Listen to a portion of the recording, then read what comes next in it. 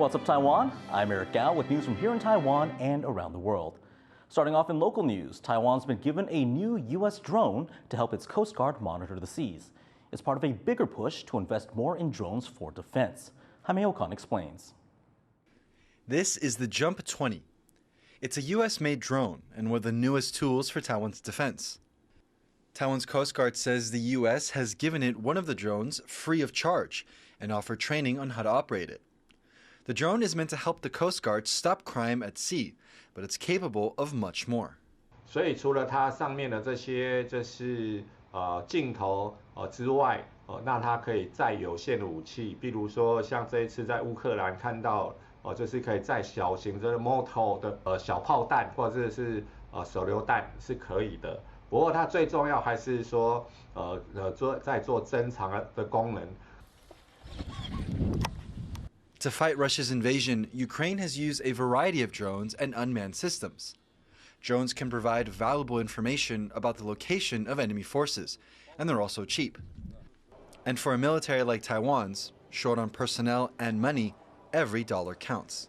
I think developing drone is good for our defense because our problem of our defense is we're short of human resource. Our soldiers is not so many, and we don't have sufficient equipment to make our soldiers to guard every position. Taiwan is not just getting new drones, it's also making the most of the ones it already has. Earlier this year, the military and Taiwan's top weapons maker, the Zhongshan Institute, announced plans to create a drone fleet. They're upgrading existing commercial drones to a military standard and making sure they're battle ready. One of those drones is this Capricorn, a low-altitude aircraft that looks like a mini helicopter. It's already being used by the Army as an eye in the sky to help troops on the ground. Out of the 50 Capricorns to be retrofitted, 14 have already been delivered, and the rest will be finished by the end of this year. 特别的是，它很多技术是来自商用的无人机，所以价格会比较便宜。这是中科院目前可能在结合这个military grade 跟那个 commercial grade 两个把它combine起来，原因就在说要做成本的控制。预备，放！ Taiwan is under threat from neighboring China, which has not ruled out the use of force to bring the country under its control. Beijing spends 11 times more on defense than Taipei and has a much larger military. But Taiwan is trying to look further than just numbers. It's betting that smart spending on drones and other tech can help bridge the gap with China's military might. Howard Zhang and Recon for TaiwanPlus. Separately, Taiwan's military has pushed back on a report claiming that production of a domestically made armored vehicle was going to be stopped. The Defense Ministry was responding to an article from the United Daily News. That report said the Army had stopped work on its clouded Leopard vehicles after finding that their dimensions were not suited for mass production. But the military says production of the clouded Leopard is on schedule and that its dimensions meet standards. The military aims to manufacture over 280 of the armored vehicles by 2036. In international news, Denmark says it has begun training Ukrainian pilots to fly F16 fighter jets. It's now also planning to retire its jets early, which could then be donated to Ukraine.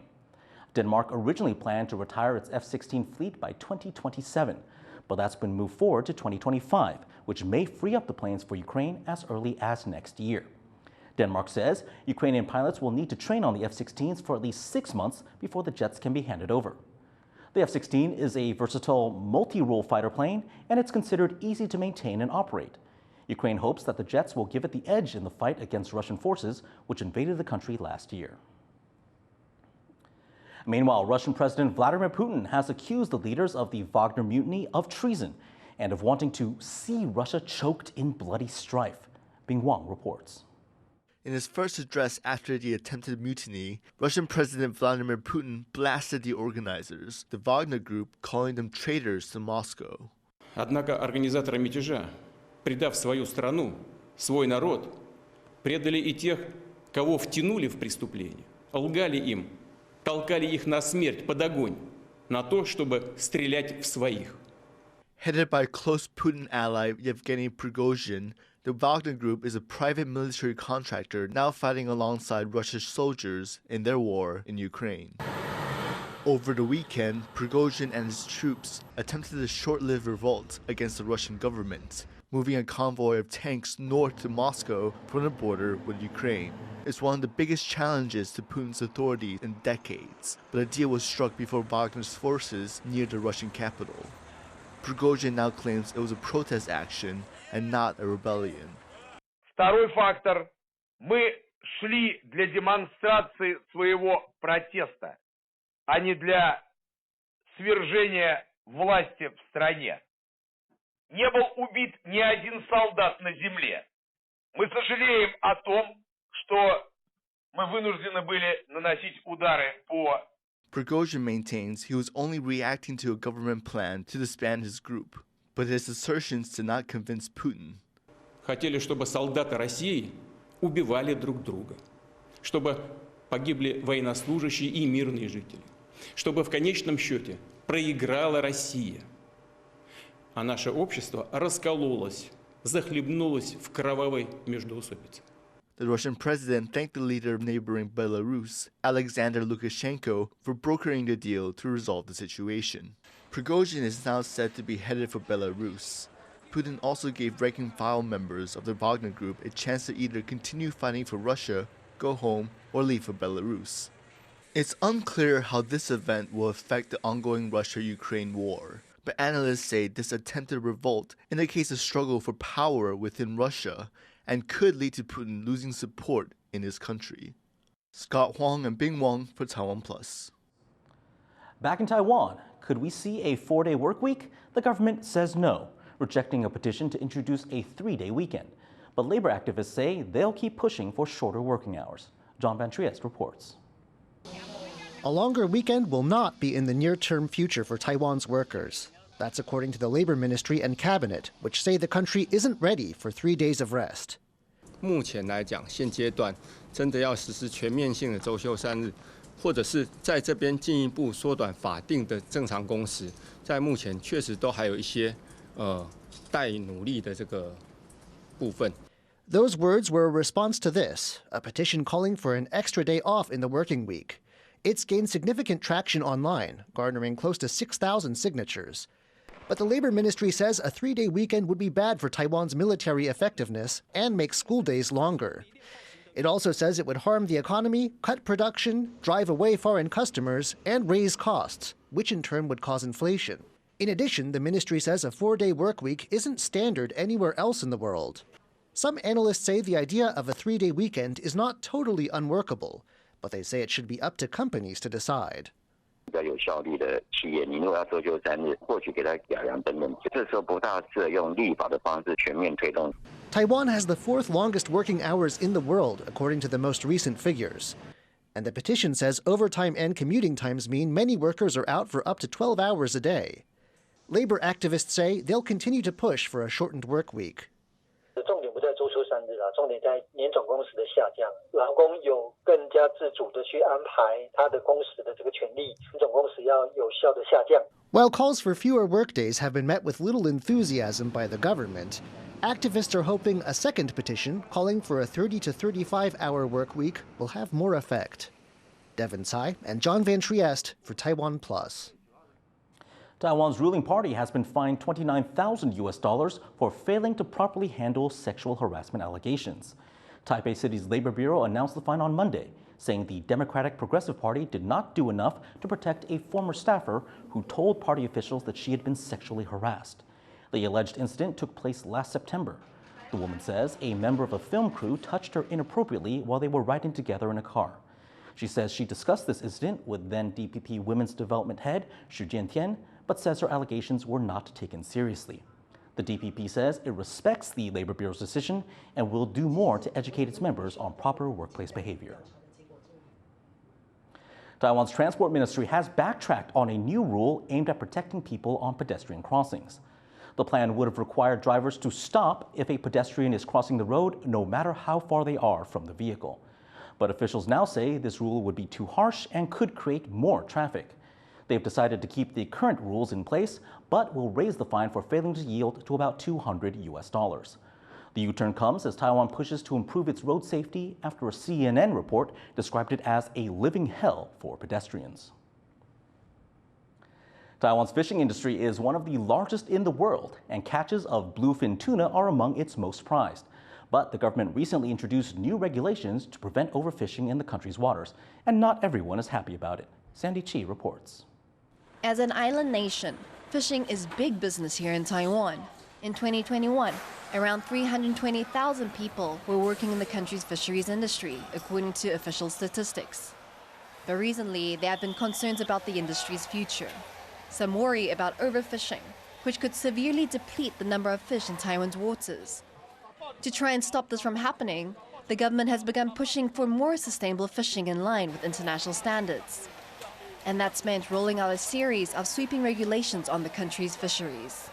那它有基本3大原则，第一个就是要有有效的渔业管理，那第二个呢，就是要有科学数据来证明说这海底的鱼是足够的。那第三就是捕鱼的方法不可以永久的破坏这个海洋环境。The new regulations have also meant some major changes for the industry.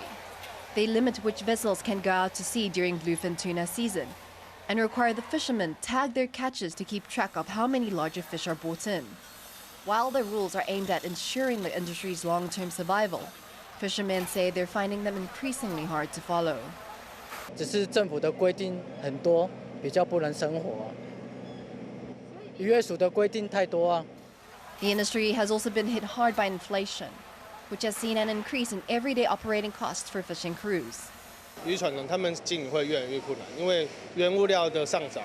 基本上他们看现在鱼饵料啊，听说涨了快1倍了，他们成本的增加，所以比较困难的还是渔民来。Conservationists support the new measures, but say the government also needs to better understand the effect they can have on the people who fish for a living. And they say it should do more to raise awareness of the problems overfishing may cause. 其实渔民不一定不知道说他这种竭泽而渔滥捕的方法会造成海洋资源枯竭，但是他可能觉得他先度过眼前这2-3天，至于后面2-3年或后面20-30年，那可能不是他的事。When it comes to pushing for a sustainable fishing industry, both regulations and education are playing more important roles. For the government, this will mean balancing rules with the realities workers face, while also informing both fishing crews and the wider public about the importance of protecting the ocean's resources. Kamashu, PG Zhuang, and Sandy Chi for TaiwanPlus. Now, this thing is definitely not a bluefin tuna. What is it? Leslie Lau explains. It's not a shrimp, but it's also unlike any other fish you're used to seeing. Actually, it's... This fish turned up at a market in eastern Taiwan's Taitung County, where it turned heads. Local fishers call it a dragon king fish, but experts say the fish is Scalicus cerulatus, somewhat better known as the armored sea robin, a species usually found 300 to 500 meters below sea level. 它是底栖性的鱼类，它平常是匍匐在海底，就是找寻食物这样。那比较少被一般钓获，然后通常都是拖网渔业的时候会捕获这样。Trawling is when fishing boats drag large nets along the sea floor. The practice is frowned upon because of the damage it can do to the seabed's ecology. The armored sea robin doesn't pop up in Taiwan's fish markets often. The first recorded catch was in 2012 and the second in 2013. A decade later, this specimen shows up in Taitung. That might not be a bad thing considering the bony fish doesn't have much meat and a little economic value for humans. Eason Sun and Leslie Liao for TaiwanPlus. Thank you for watching What's Up Taiwan. Remember to download the TaiwanPlus app for more stories from Taiwan and around the world. Finally, check out these doggies taking part in the 2023 World's Ugliest Dog Contest held in California. I'm Eric Gao. Take care and see you next time.